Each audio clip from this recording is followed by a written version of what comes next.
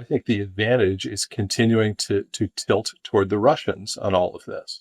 And it's important that people understand what kind of war the Russians have long been fighting. It is not a war of maneuver.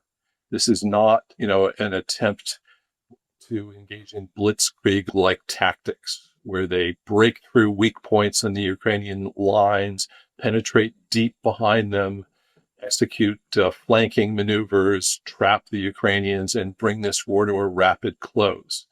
The Russians have been fighting a war of attrition, taking advantage of the natural advantages that Russia has by virtue of its size, its physical size, its population, the size of its military industry, its capacity to crank out large volumes of weapons and ammunition, which is on a scale that's much greater than that of the entire West, the United States and Europe, not to mention Ukraine, combined.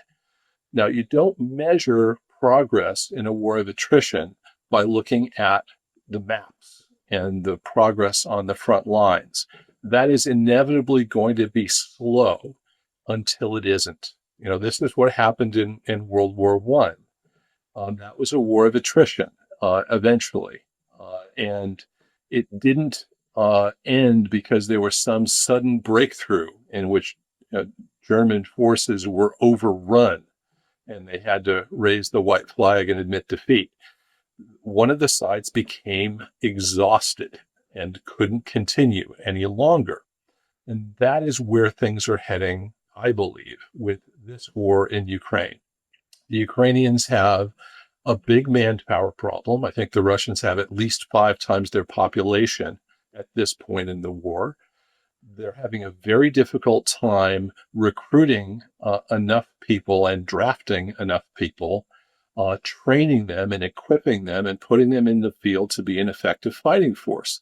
So and the Russians are not at this point, and the Russians, are exceeding their recruiting targets consistently because they're paying people a large amount of money to go fight. And the promise of that kind of compensation has, I think, allowed Putin to not only maintain the size of the Russian invasion force, but to expand it. It's getting bigger over time. And the Ukrainian force is getting smaller over time, both because of losses on the battlefield, irreplaceable losses, both combat deaths and significant casualties, but also they just don't have the population to draw on. Everybody that wants to fight in this war has already enlisted. So what I think is going to happen here is the advantages that these